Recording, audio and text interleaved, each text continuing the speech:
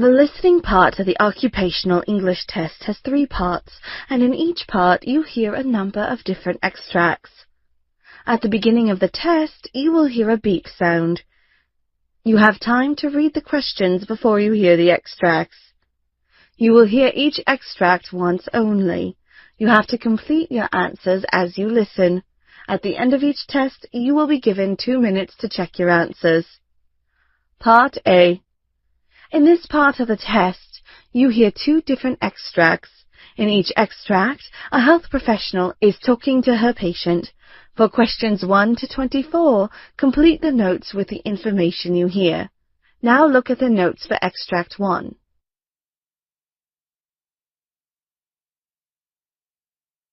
Extract 1, questions 1 to 12. You now have 30 seconds to look at the notes.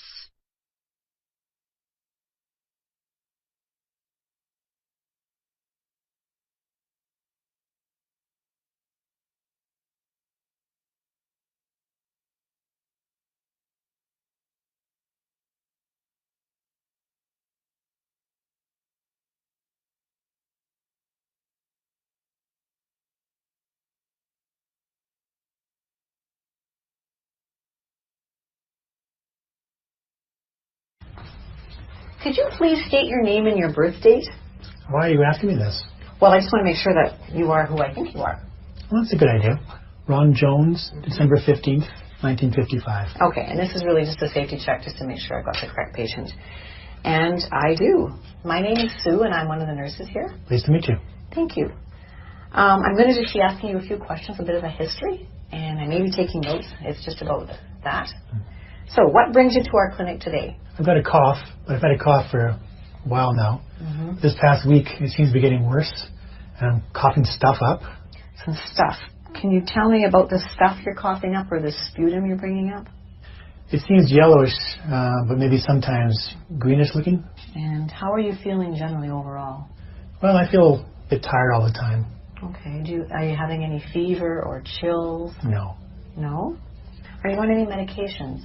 Yes, I had been taking some antibiotics. Okay. They didn't seem to do much, so I stopped taking them. Okay, well, I'm just going to give you a little information. Antibiotics work best when you take the whole dosage. If you start and stop them, the bacteria might not be killed, and then it can come back and be a little bit stronger. And it's one of the medications where you should take the whole dose with, and it's usually only 7 or 10 days at a time, but you should take all of it. Oh, I didn't know that. Thanks for the information. Oh, no problem. Back to your cough. Are you a smoker? Yes, I smoked for a long time. Okay, can you tell me how many years of smoking that is? 2 packs a day, just about. And for how long? 35 years now. Have you ever thought about quitting? Yes, but it's really hard now. Yeah, I've heard that it is. I haven't experienced that, but I have some information on a smoker's helpline. Would you like to see that? Sure. What have I got to lose? Okay. Well, I'll give that to you before you leave.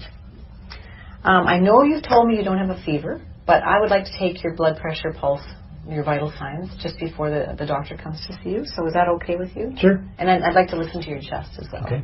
Okay, good. Well, I'll get that ready. First, I'm going to take your temperature.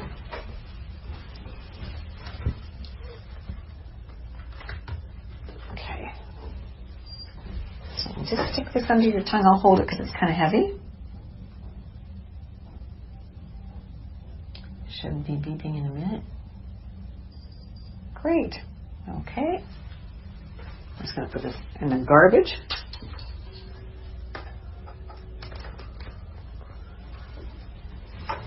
And I'm going to take your blood pressure. Now I need to climb up and grab this. You've had your blood pressure done before? Yes. Okay. So I need your arm. Just going to pull your...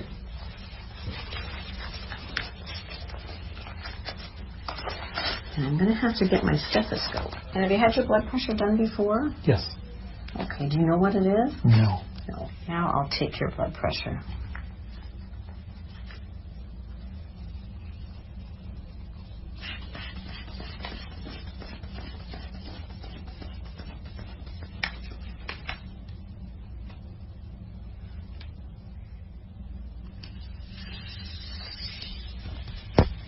Thank you.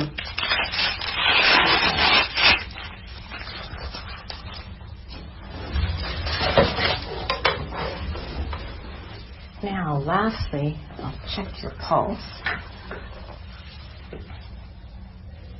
Excuse me.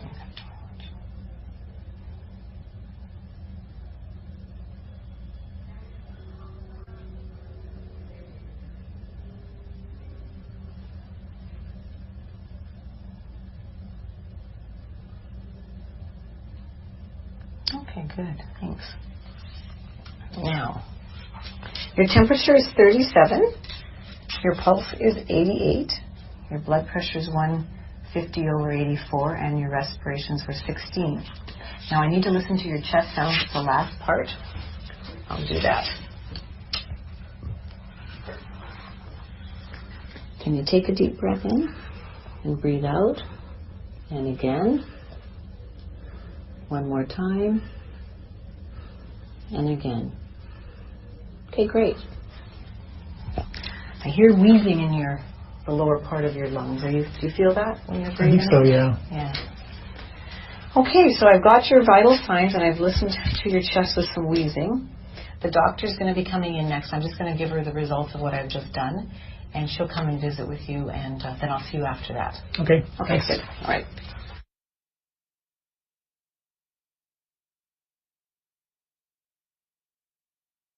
Okay, I'm back. The doctor has heard the very same things that I heard. She's told me she's going to give you some inhalers to use at home. Have you ever used an inhaler before? Yes, I have, but they didn't even show me how to use a spacer. Oh, that's great. The spacer is supposed to help get the drug down deep into your lungs where it can work where it's supposed to. And have you ever had 2 inhalers before? No, why?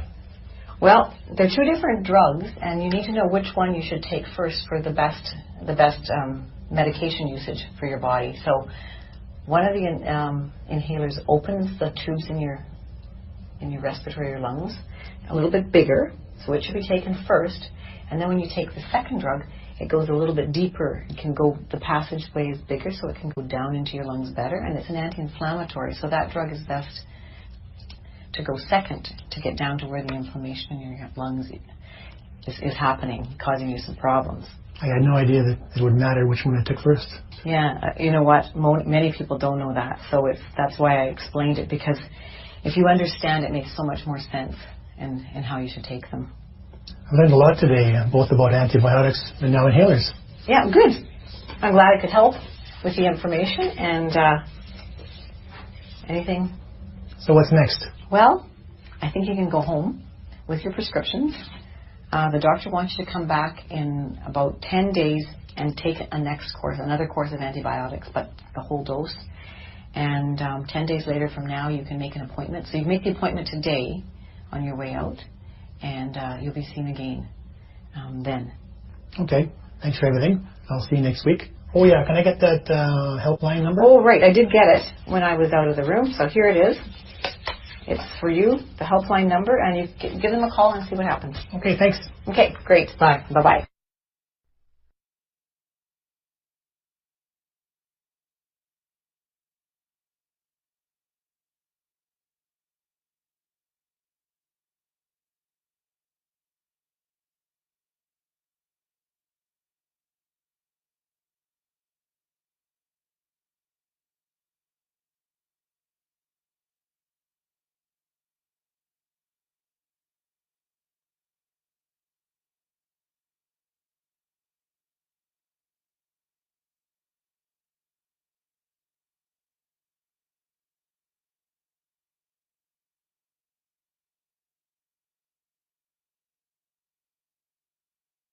For questions 13 to 24, complete the following notes with a word or short phrase. You now have 30 seconds to look at the notes.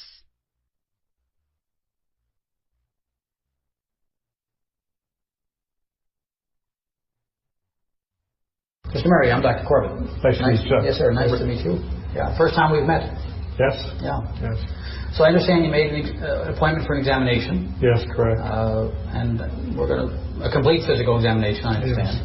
And I'm going to ask you about why you came into that, but Will you mind if I take a few notes just in case? No, that'd be fine. In case you got lots to tell me. Yeah. Don't want to miss too much. That'll be fine. Good. So you made the appointment for an exam. When's the last time you had a physical examination? Probably 2 years ago. 2 years ago. Yeah. Okay. Well, tell me why you made this one. Well, I've had these chronic headaches going on that I've had for about 3 months now, and they're just not getting any better, and I want to see if there's something we can do about it. So when you say chronic, you're referring to the fact that they've just been steady for 3 months, or they've been longer than that? Well, it started 3 months ago, and they were like every other day or so, and now I'm having them every day. And so you have no days when you don't have a headache? I have a headache every day. But at the beginning, it didn't seem to be quite as noticeable then for you. No. Describe the headaches. Where are they, and what do they feel like? They start at the back of my head here, and they kind of come up around my temples, I guess you call it, and into the front of my head. Sometimes they're throbbing. Other times they're not quite as bad. So it's both sides of your... Yeah. It starts in the back and comes up the front. Correct. Do you have a headache all the time, or does it just come in... Well, I have a headache all the time until I take something. I take Advil and Tylenol that seem to help it, and that eases it up. Is it ever gone? Is it always something there? There's always something there. I always know it's there. It's just the intensity of it. I see. Can you tell me a little bit more about what you notice? For example, when is it the worst? At night, in the morning, or doesn't it make a difference? Well, it doesn't make a whole lot of difference. When I don't get enough sleep, it's really bad. If I move my head in a certain way, or if I strain or stretch my head in a certain way, it seems like what way? Can you show me that? If I go like to the back, or if I'm bending over. Just any exaggerated move. Any exaggerated move makes it seems worse. to make it worse. And if I don't take the Advil and the Tylenol, it seems to be worse. Too. I see. So this 3 months ago it started. It's both sides. It's in the back, and you can make it worse if you either extend or lean forward for too long. Yes. Just I call them exaggerated head movements. What happens when you're lying down? Does that ease it or make it worse? I think that eases it some. It does. Especially if I can get some sleep. I see. It seems to ease it up some. So the act of lying down and sleeping doesn't make it worse? No. It makes it better, maybe? Yes. I see. Does it change based on if you're eating, for example? No. Does eating make it worse or better? No, eating doesn't seem to the full stomach doesn't seem to bother it at all. How about if you're concentrating? Is when you're driving? Or reading? No, it doesn't make it worse, except when it's really bad. I have a hard time focusing. Okay. That's helpful. Yeah. Does it ever seem to be more one side than the other? No, it always seems to come up and be just kind of like meets in the middle. Meets in the middle, huh? Starts in the back, goes around, meets in the middle. Like a tight band. Yep. And the part that's always there is what? In the back or all over? I would say in the back. In the back too. It always starts in the back. I got rear-ended in a car accident, and I can remember my neck got jerked, and I had a sore neck for a couple days, and then the headache started shortly after that. So that accident started this thing off. That's when it all started. So you had no headache before this? No, I had no. That's helpful. No previous headaches. So tell me about that. How fast were they going? Well, it wasn't very fast. It was in a parking lot, and I was backing out, and somebody else was backing out the other way, and we met. And I just remember that jerk of my head, and having a stiff, sore neck. So both cars couldn't have been going more than start up? Yeah. Okay. 5 miles an hour or something like that. Did you strike your head when that happened? No. Did you recall? Not that I recall. No. I just remember it kind of being, I guess they call it whiplash. Did you get out of the car right away? No, I sat there for a few minutes and then I got out of the car. It startled me. Did you? Yeah. Then you said the headache started after that. How long after the actual accident did the headache start? 3 or 4 days after. So it wasn't right away. There was a little bit of a warm up. Yeah. There was a kind of an interval in there where you felt fine. I see. Did you think that you had hurt yourself? I didn't think I really had hurt myself. I didn't, I felt startled and, just kind of shaken, but I didn't feel like I was really injured. Okay. I didn't go to the hospital or anything like that. Yeah. Have you, and you said you take some things for it. What actually helps it? What do you? Tylenol and Advil. I take, I guess it's... How much do you take? I take a lot. I take 16 Advils, 4 tabs, 4 times a day. Wow. And I take... Self-prescribed? Yes. 2 Tylenols 4 times a day. So I'm taking... 8 Tylenol and 16... 24 pills a day. Wow.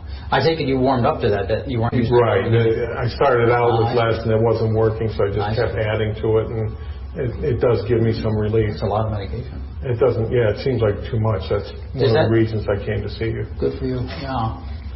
Does that mean it just keeps getting worse? The headaches just kept getting worse, and the severity of them, yes. Yeah. That's a lot of medication. Yes. Before you had this accident, did you use those medications much, if at all? No, very seldom. No, never had to take that kind of thing with any regularity? No. Okay. I need to know, too, what else do you experience? Anything else? Does this make your body feel different or painful or uncomfortable in any way? It makes you feel stressed. I feel stressful with it. I can't sleep well. It's uncomfortable. Yeah. It's just kind of a nagging thing that's there all the time. Does it bother your shoulders, your arms? You feel anything down here? No. Strength? Pretty good. Tingling? No. Not really. How about just being able to use your arms in normal motion? Yeah, That's not disturbed at all? No, that's fine. I see. Wow, so you had an accident. It took a couple of days for this thing to get to you, 3 or 4 days. But then it started bothering you and persist, and now almost has this stubborn worsening. Is that what I'm... Daily. What kind of work do you do? I work in a car dealership. I'm a service manager. Oh, yeah. So has this had an impact on your ability to just do your normal work? Well, again, it has in that it's uncomfortable. I feel stressed because of it. I'm able to do my job.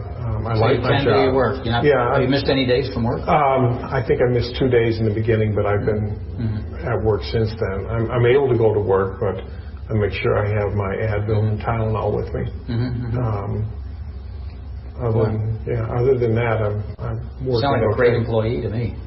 To work through this kind of thing is pretty difficult. Well, I like what I do. I work on vintage cars on the side. I see. Yeah. So I try to make it. I have a sense of what you're telling me. What's your diagnosis? I don't know if I did something to my spinal column back there. I don't know what you guys call it, but something happened when I got hit, is what I think. A jerk did something. Other than that, I don't know what it is. But you're fairly sure there was a couple of days in there where it wasn't obvious to you that there was anything wrong? Other than it just being sore. Okay. It was sore and stiff. But the headaches didn't start, like I said, until about 3 or 4 days later. So there was some discomfort. Yes. Right away. But you would call it more soreness or stiffness. Yes. Than actual headache, like you're right. Okay. Right. Gotcha. Yeah. I need to know a few more things about the effect of this on you. How's your sleeping? Do you sleep okay? No, I don't sleep well at all. Why not? The headache, the discomfort. It's hard to get to sleep. I sometimes can get to sleep and then the headache wakes me up. So my sleep patterns have been totally disrupted.